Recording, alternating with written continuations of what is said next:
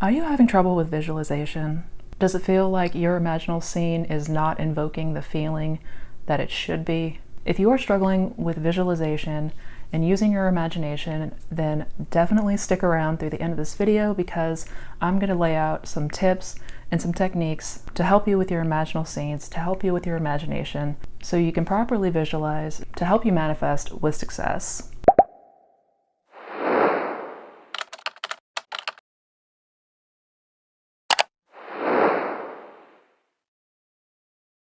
What is up, you guys? I am Missy Renee, and on this channel we talk about manifesting. We talk about everything that has to do with manifestation, how to do it, how to properly apply it so that you will be able to better use your imagination to help you successfully manifest whatever it is that you want. So if manifestation and conscious creation are topics that you are interested in learning more about, definitely don't forget to subscribe to my channel and hit that bell icon, because I release videos every week that go into different topics, but they all pertain in manifesting the life that you want.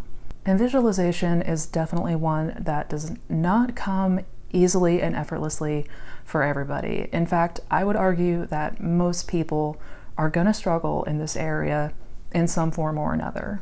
But I cannot stress enough the importance of being able to use your imagination in order to help you get into that state of the wish fulfilled, in order to help you realize your end results, and to help you shift into that area, shift into that state where you need to be in order to successfully materialize whatever it is that you want. So I figured I would make this video answering some of the top questions that I get, along with some techniques that I have used that have tremendously helped me on my journey, along with hundreds, if not thousands, of other people that I've spoken to over the years. And before we dive in, I just want to give a quick announcement. I have a workshop coming up this weekend on how to manifest your specific person. It is a 2.5-hour course, and I will go over everything that you need to know in order to manifest a specific person. So if you are somebody that is trying to do this, if you are someone that is trying to manifest your special someone, definitely don't forget to sign up for this course. It is this coming Saturday. I'll link down below in the description more info, where to sign up, and also a 50% off coupon that you can apply. If you're trying to manifest love, if you're trying to manifest a specific person, you do not want to miss this course. So definitely sign up below. So visualization, as most of you already know, is a very important part of the manifestation process. And the reason that visualization is so powerful is because your subconscious mind cannot tell the difference between what's imagination and what's reality. This is why when you watch a horror movie, you get so worked up and your nervous system goes into overdrive, and you start to get that fight or flight reaction, even though you may know logically that it's just a movie and that it's not real. Because your nervous system and because your subconscious cannot tell the difference between what's real and what's just an imaginal picture, you're gonna start having your body react as if there was really a threat. So I want to create this video to give you guys some of the most helpful tips and exercises that helped me get over these hurdles and made it so I could see my scenes in imagination with vivid detail, with such detail that I felt like I was in it. I felt like I was really there. And when I would come out of these imaginal scenes, I was jolted, because I really did feel in the state akin to sleep and in imagination like I was somewhere completely different. I get questions about this one every day. So trust me when I say that if you're struggling, you are not broken, and yes, you can absolutely still manifest. In fact, you're always manifesting, and that's the first point I really want to make clear to you guys. You're always doing this. This is not something that you just turn on and off as needed. You are always, in every minute of your day, in every moment of your life, creating your reality and your outcomes and your experiences. But if you are one of those people who, like myself and thousands of others out there, this is not something that comes easily, especially if you are somebody who typically has a more analytical mindset, or somebody that has difficulty conjuring up images in their mind. This is the #1 area that I get asked about the most when implementing your techniques. So why is this? Why is this a struggle for some people? Well, personally, I think 99% of it comes down to giving up too early. I have spoken to countless people about this, and the main reason that I get across the board is they're not seeing results fast enough, and they get frustrated and they quit. But the thing that is important to keep in mind is that your imaginal facilities is a muscle. It is like a muscle. You have to be able to work at it over a period of time. Thankfully, there are a number of things that we can do to combat this and to help us overcome these hurdles. So the first thing I would recommend is to be consistent with these exercises that I'm about to give you in this video. I know a big part of our culture nowadays revolves around instant gratification, and we want things like right now. But the truth is, it's not always going to be this quick and easy for everybody. I want to stress the importance of making sure that you are consistent. 99% of the issue here is that a lot of people will give up too early before they start to see some results of the work that they put in. Unless you already have a very strong ability when it comes to visualizing and when it comes to your imagination, it's probably going to take more than 1 or 2 tries to really start to see the results. So my first tip is make sure that you're consistent. Make sure that you put these exercises to the test. Make sure that you're trying every night. Bit by bit, you will start to notice results. My second tip is to make sure that you get very clear on whatever it is that you want. When you take the time beforehand to really outline your story or really outline your scene of whatever it is that you're trying to manifest, this is going to help you stay on course. Because for a lot of people, when they try to just lay down and wing it, they'll find that their mind has a tendency of going all over the place. That's very common and it's very normal. But when you go into meditation or when you're getting ready to go to sleep, if you already have that outline of your desire, if you already have written out your desired end, you're going to have an easier time of staying on course and keeping focused. I strongly recommend that everybody gets into this habit. If you don't want to write it down, at least try to picture it in your mind to the best of your ability before bed or before meditation. The third thing that I would recommend is to implement visualization exercises throughout your day-to-day. The first exercise I'm going to give you guys is something that's going to help you focus on first-person point of view, because this is also something that a lot of people struggle with. You want to make sure that your scenes are coming out of your eyeballs. You are the one that is experiencing whatever you are visualizing.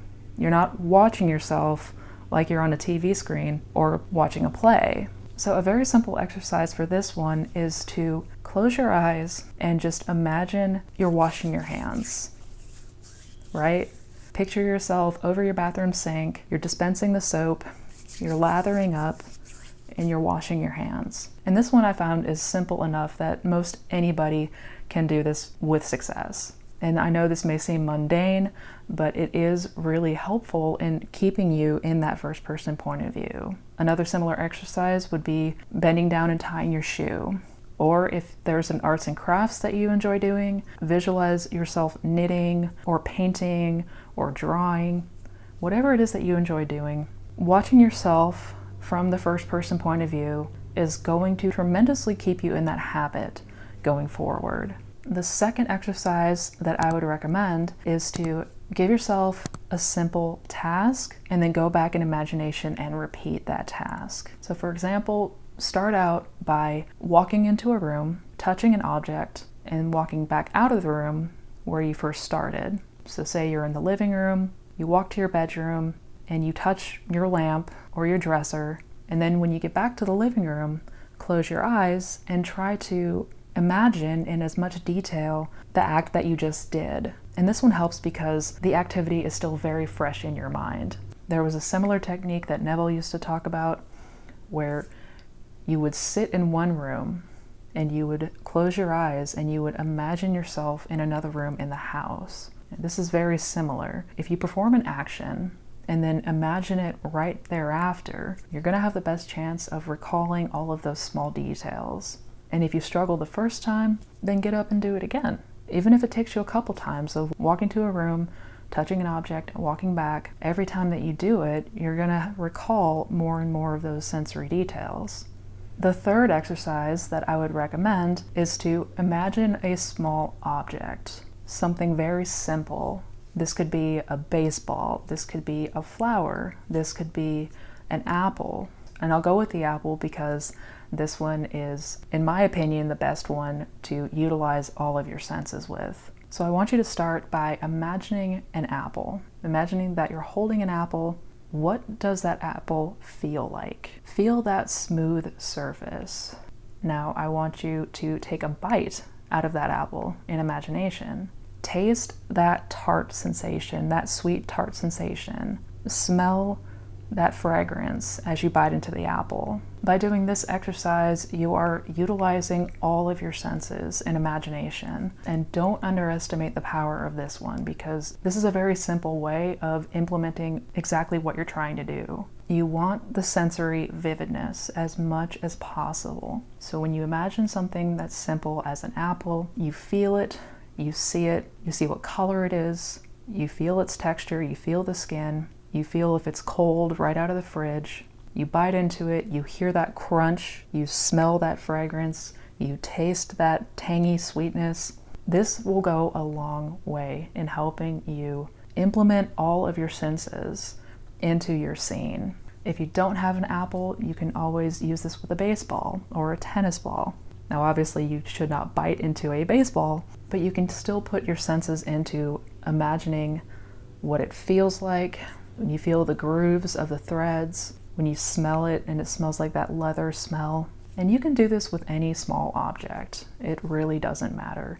As long as it's something that's simple and common enough that you're gonna know what it feels like, what it smells like, this will be enough to get the job done. This one is very simple, but it incorporates all of those senses and gives it that sensory vividness that you are trying to draw into your imaginal scenes. On top of the exercises, there's also a number of techniques that you can implement that will be amazingly helpful when it comes to visualizing. And the first one I would recommend is imagining with your eyes open. This one was a game changer for me. I struggled for the longest time when I was trying to imagine with my eyes closed because I would just see blackness. I couldn't for the life of me get a good mental picture in my head. So a technique that really helped me along was to visualize with your eyes open or partially open.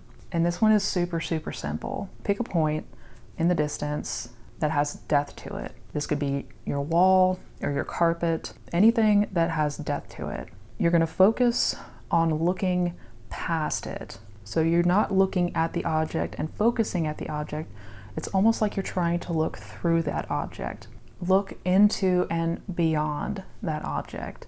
When you do this, your focus is going to go a little bit hazy, but you're going to notice that you are able to see mental pictures a lot easier. So don't underestimate this one and try it out if you have not tried it yet. A lot of people visualize with their eyes open and have a much easier time imagining this way versus with their eyes closed. So play around with both. Both of them are extremely effective. Another technique that I found is super helpful is what I call the memory technique. And this is essentially where you conjure up a memory, a good memory, something that has brought you a lot of joy. And for most people, trying to bring up a memory is much easier than trying to bring up something that has never happened before. But notice how when you bring up a memory, it invokes your senses. If you think about the best day that you've ever had, if you think about a time in your life where you were super happy, an event that was incredibly blissful for you, you can probably see it with a lot of clarity. You can probably hear any noises that were going on or what was said. You can probably recall with most of your senses in detail what was going on around you. It is so much easier for a lot of people to feel those feelings when they bring up a memory. But as I mentioned earlier, your subconscious can't tell the difference between a memory and an imaginal act. So once you invoke those feelings from a memory, gradually start to incorporate elements of your scene. So while keeping that feeling, while you are still invoked in that joy and that bliss from that event, that memory, start to incorporate elements of your scene into it while keeping those emotions and while keeping that feeling. Bit by bit, you'll notice that instead of recalling a memory, you're now recalling your imaginal scene with the same feeling and the same gusto and the same sensory vividness that you were from that memory. Only now it's of your desired act. The last technique for you guys is one of my favorites and one that I implement all the time. Neville called this one the telephone technique. And I've talked about it on my channel before, but it bears repeating because this one seems to be easiest for people to implement. A lot of people that I've spoken to have a much easier time of bringing up somebody's voice in imagination, using that sense of hearing. So with the telephone technique, you are essentially imagining you and a loved one talking to each other, and you're hearing them tell you in imagination what you desire to experience as if it's already done. So in this example, if you were trying to manifest wealth or money, you would hear yourself on the phone with somebody and hear them congratulate you for your success. Say you're trying to write a best-selling book. You would imagine yourself on the phone with a loved one and hear them congratulate you. Hear that excitement and hear the joy in their voice over your newfound success. And in fact, you can also use this to help you visualize better. You can create a scene using this technique where you're talking to someone and telling them about how easy it is for you to visualize. Hear yourself in imagination, tell your friend or loved one that you have a vivid imagination and that you can picture things in your mind with pristine clarity and that everything you visualize materializes effortlessly in your life. You can play around with this one, you can have fun with it. There are literally endless ways to try this one. If you're struggling with sight, if you're struggling with getting a good picture, I've found that this technique is just as powerful as anything else, because at the end of the day, all you're really trying to do is conjure up that feeling. A lot of people do get hung up on the image part of it. And while yes, that is an important step, and visualizing is certainly a very helpful and important tool, there's a lot of other things that you can do in order to help build that muscle and to strengthen your imaginal facilities. But as I stressed in the beginning, make sure that you are consistently practicing every day. I know how easy it is to get overwhelmed and frustrated if things are not picture perfect and super clear at first. But I want to reassure you guys that this is normal. This is 100% normal. The first couple times, or even first couple dozen times that you try to visualize, you're probably not going to get a very good picture at all. It's probably going to be blurry. There's probably going to be elements missing. It's not going to be super simple to get all the senses invoked. So when you use these exercises and when you use these techniques every day, bit by bit, you are working that muscle. You are working those imaginal facilities. So my last point is, again, do not give up. If you implement these exercises, these techniques, you will see results. So I want you guys to let me know in the comments below how they work for you. Don't forget to test it, don't forget to try it, and definitely let me know in the comments how it works for you.